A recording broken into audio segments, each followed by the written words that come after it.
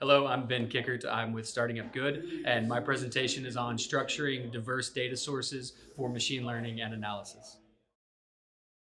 Hello, how is everybody today? I have the envious position of being in the after lunch slot, so I will do my best to keep you entertained, and hopefully the Z's won't be tempted to come after you. My name is Ben Kickert, and I work with a diverse and loose coalition of people who are interested in making the world a better place. We have a couple projects that we work on called SDG Counting, as well as Starting Up Good, where we take Stephen Wolfram's idea of computational X, and for us, the X is about things like impact investing and the Sustainable Development Goals. So I was here last year when I was very new to the Wolfram world, didn't have as much experience as I do now, and was kind of fumbling my way through how can we use the Wolfram stack to explore the Sustainable Development Goals. And in case you're not familiar, the Sustainable Development Goals are essentially the business plan for the world on how we can make the world a better place. So we look at 17 goals and 163 targets and 240-something indicators. And with that, we see vast amounts of data coming in. You look at different UN agencies who contribute. You look at individual businesses that contribute. All of these people who are coming together and saying, we want to be a part of this much bigger movement known as sustainable development. And one of the things we run into when we talk about the Sustainable Development Goals is, in fact, we have too much information. We have some great stuff coming from the World Health Organization. And we have some great stuff coming from UNESCO. And we have some great stuff coming from individual countries. But how do we make sure that all of these things are talking to each other? And so that's what we want to look at today. We want to look at how we can take these diverse data sources, from not only diverse in structure, but also diverse in the format that you're going to receive them. And how can we take that and move it through the structuring process and the cleaning process and get it to the point that we can actually do machine learning on it, or that we can create other analysis coming from the Wolfram stack, that we can actually use all of these things. So I'll tell you right from the beginning, this is a survey course. We're going to touch on quite a bit of diverse information. None of this is going to be in depth. When we get to some of the machine learning, there are people in this room that can do it a whole lot better than me. So I will leave that to them to do. So just to start, the objective of this presentation is to talk about how we can take, specifically in the area of health, very diverse data sources and be able to predict a life expectancy of a country. It's a slightly arbitrary conclusion that we're coming to, but for us it kind of illustrates how we can take information, not only put it together, but come to a meaningful conclusion. So in this case, what we're going to look at is we're going to look at Wolfram entities, specifically country data. We're going to look at a SQLite database that's based on the CIA fact book. We're going to look at CSV data that came from the big UN SDG database. We're going to look at APIs and JSON from the WHO and their global health observations. And then we're going to do some web scraping to pull in some information from a secondary site that gives its own scores on how countries are doing. So if your goal is to take diverse data sources and you want to get them together, there's two things that you need to do. The first is that you need to choose in advance what your final format is going to be. In this example, we're moving everything to dataset, but we've done work where we've moved everything to relational entity stores. You have to make that first decision. Second, you need to identify one or more primary keys that you can use to connect one set of data to the next. So we're going to start with Wolfram entities. And I just want to give a shout out, not because I'm paid or anything, but I do want to say that one of the powers of the Wolfram stack is actually built in the curated data that's part of Mathematica and the Wolfram language. And so instead of having to bring in your sources, just in your regular code or using natural language inputs, you have access to over 300 data types that you can bring in to your calculations. When we look at country data alone, we have 750 properties that we can calculate on. And when you continue to molecules, if you're a chemist, or if you want to look at other health data if you're in that profession. And so when we look at Wolfram entities, this is a great starting spot because we can choose from these 750 entities which ones we're actually interested in building our final data set from. So if you just do a quick search of country properties, you see that you have everything from seasonal bank borrowing from Feds plus adjustment. Not really relevant to me. If you work in finance, that's something that you have at your fingertips. So for us, I actually went through that entire list of 750 properties and said which of these are helpful if we're trying to make a determination about the health of a country, the overall health of a country. So we chose country code and UN code because they can serve as our primary keys. We looked at the name for easy reference. The Gini index is a measure of disparity within a country, basically what's the difference between the richest and the poorest. Infant mortality, HIV, GDP, population, and life expectancy. Now, one of the things I found, and I'm sure it's just a bug or could even be on my system, is that when I went to pull information on per capita GDP, which could be huge if we're trying to figure out life expectancy, I went to pull it in, and Wolfram said that it wasn't there. And at first, like, I'll have to change my example. But the fact is that when when Mathematica 12 came out, they gave us the ability to do extended entity classes, which allows you to take different calculations, put them all together, and then spit out a new entity property. And so what ended up originally being a bug, at least in my presentation, I was able to turn it into a new example about how we can use data.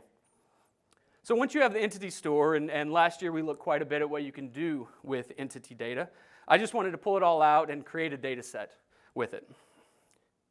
But if you look at it, Wolfram decides to format it this way, which isn't as nice as kind of the Excel table that we're used to.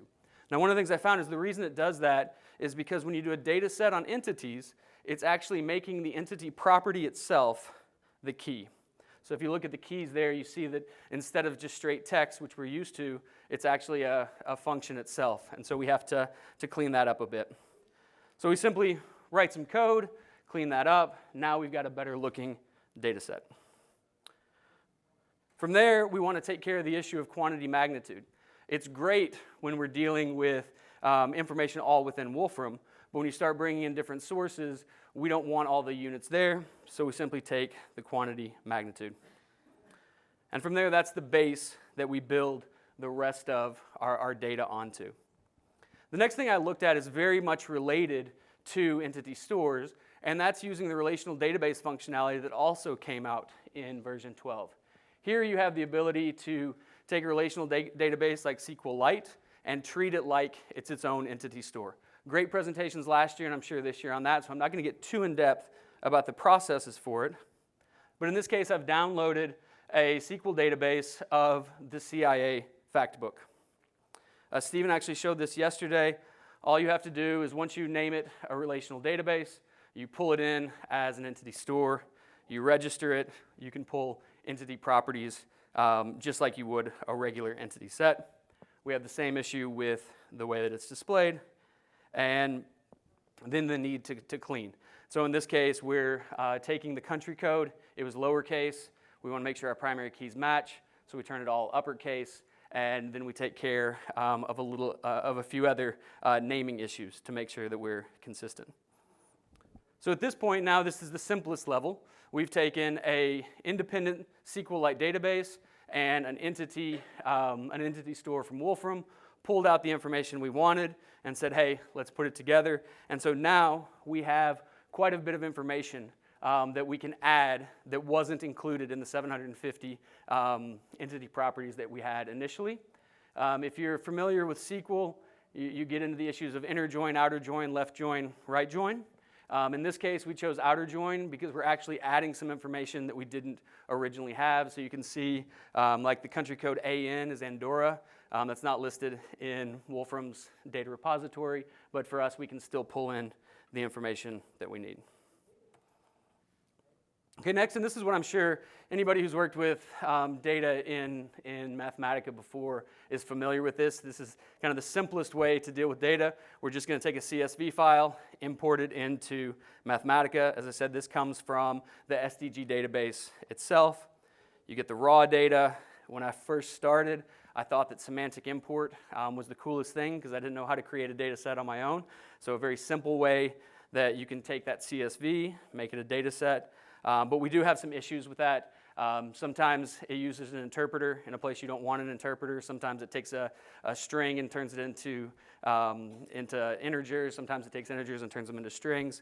And so for us, we're just going to have a simple line of code to turn it into our own data set and keep everything as uniform as we can. From there, one of the things we had was we had some date ranges, which were imported as strings. So you had 2015 through 2017. So we did a string split, took only the last date, so that now we can use that in a consistent way. Next, we're looking at a query. Essentially, this is the pivot table of Mathematica, where we're saying I'm interested in basically the indicator from the SDGs. I'm interested in the geographic area name, and all I want is the value. And with that, we can turn that information into essentially a pivot table that gives us the values for each of the indicators that we have. One of the things we found in the SDG database information was that it didn't have country codes.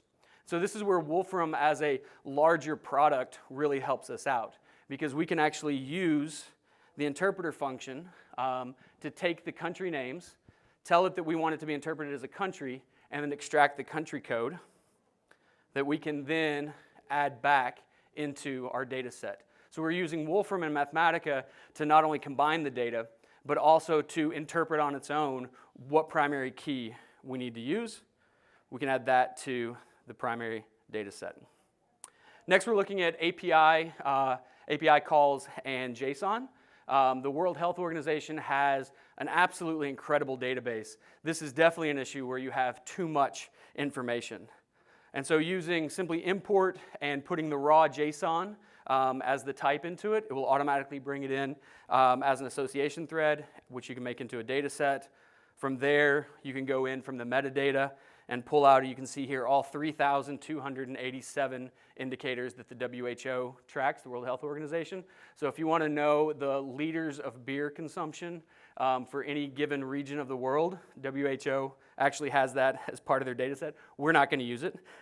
Instead, we're going to look at under 5 mortality as an indicator that we can expect, or we can calculate life expectancy. We can bring in all of the country names. And then since we have that information, working through the API, we simply request exactly what we want. It comes back and says, here are your values. For Afghanistan, the under 5 mortality is 64 per 100,000, and on and on. Clean that up a bit to give it the same names, and add it to our final data set. Now, this last one is probably the one that I'm most interested in. Has anybody here used the web session features that also came out in Mathematica 12? Is that something that's new? A couple people? All right, so this is one of those when I did it the first time, just watching it kind of got me excited. So what we're going to do is we're going to start a new web session. So now Mathematica is controlling my Chrome browser. In this case, I want it to open up the website from SDG index dashboards. So here's the one for the United States. And I look and I see I'm interested in the SDG global rank. I'm interested in the index scores and the regional averages and the GDP. But how do I bring that in through web session? So if you're in Chrome, you click inspect, and then you inspect it again. It's going to tell you what the div class is, what the division class is. In this case, it's item total. And so I can tell web session to find every item total and return the value for it. Oops. Let me close that. So when I come in here and with a simple line of code, press enter, and I now see all those values scraped. Now if you notice, the website ended in the UN code, the USA. We've already got that information. And so if I pull in all of my country IDs from my earlier information, I can then run that code to scrape every single country. So I run it. When I open up the web page, you can see it's cycling through every single country that we have data for, And every time it loads the page, it finds those same div items, and then it imports the information that we need. We've used this for numerous websites, much easier than importing source and then using string splits and cases to be able to pull out. And since it's using CSS selector, you can use the inspect, and actually there's a copy selector, and it'll tell you exactly how that item has been included. So that's going to come in, and we're going from, this is information that's in a dashboard, not easily accessible, and in the span of, it'll probably take less than a minute. There's the information that we have. We add our own keys, and now we can add that to our final database and clean it up. So at this point, we've brought in 5 different data sources. We've used APIs, we've used web scraping, we've used CSV input, we've used Wolfram entities, and we've used SQLite. We've put all of them together into one spot. Now what do we do with it? For us, we want to take all of those indicators and see if there's a reliable correlation between the data sources that we picked and whether or not we can predict our life expectancy for a country. So in this case, we're very quickly just looking to see how many values we have. We've got some that are missing quite a few. We've got some that are completely robust and have all of our data. But what we want to do is give ourselves the best chance possible. In this case, we've got a lot of regions, we've got a lot of territories that others aren't reporting on. So we're just doing a simple select and saying, I want to make sure you have life expectancy because that's what we're trying to predict. And I want to make sure that you have at least 10 values. So let's create a data set. And in this case, we've got 188 countries. That works out perfect for us because we know the UN tells us there's about 190 to 195. That's a very good starting spot. We've done pretty good on our data collection. To use this for AI, first we define our AI data. So we're pulling in all of those indicators that are not life expectancy, putting them together as a list, threading it to the final value of life expectancy. We start with some training data. And so in this case, we're just taking a random sample of 138 of those data points. And my computer's not liking me now. Oh, there we go. And then we're separating out the test data from that. You can trust me, that's what happens there. From there, and I'm using very simple machine learning coding. We're just running a predictor on training data. We're using the automatic method with a performance goal of quality. I've already run it, I won't run it again, but there's my comparison plot. And so as I found this in a lot of the work that we've done, when you have very low values like this, especially with something like life expectancy, the cause of that is probably not related to the very small number of indicators that you brought on, but overall we can see that we've done pretty good. But one of the issues we ran into in our work with machine learning, especially me as a relative novice, is that I wasn't familiar with what all the methods did. I don't know the difference between naive Bayes and random forest. But what I do feel like I can analyze a little bit is what are the outputs? What do those look like? And so we've written this code that essentially does the training on a variety of different methods so that you can quickly look in one spot to see how things work. So here if we look at decision tree, this is, again, you run one code in the same data you started with, you can see, oh, decision tree tends to make very specific predictions that range in appropriateness, standard deviation of 4.3. Gradient boosted trees does a lot better. Again, trust me on that one. Linear regression follows our predicted line pretty well, but we also notice that it has a higher standard deviation than when we were using nearest neighbor or random forest. Random forest is what was predicted, and that's what we actually used. And Gaussian process is not nearly as good. And so this allows us to very quickly assess which method will work. One thing I've found, again, as a novice, I'm sure there's a great reason that somebody can explain to me. Often you get into a situation where if you run the predict the first time and then you run it again 5 seconds later, it will actually give you a different process. So I wanted to be able to isolate and say, no, this is what I want, so we can continue to run that. The last thing that we do quickly is because the point of our process was to bring these different data sources together, you can always bring in more data than you need and then choose what it is you wanted. So in this case, we can look just at income data and see how that affects our predictions. or we can look just at health measures to see how that affects our data. So at the end, what I think gets me most excited about all of this is that this is not just useful for machine learning. Every stage of the process actually has a use when it comes to data analytics. It's something you can use to fill in missing values. If you don't know what the tuberculosis rate is, maybe you can estimate it by looking at the values you do. We've used this to classify things where we have a social objective of a certain activity, and we can look at the values pointing to it and decide what social category should this be part of. And also you can use it, as we've seen, to expand the entities in Wolfram that you have. And so that's our quick survey run-through sprint of data structuring and machine learning. So on behalf of the SDG Counting and Starting Up Good team, which is Benji, Maureen, and Kinnett, thank you all for your time.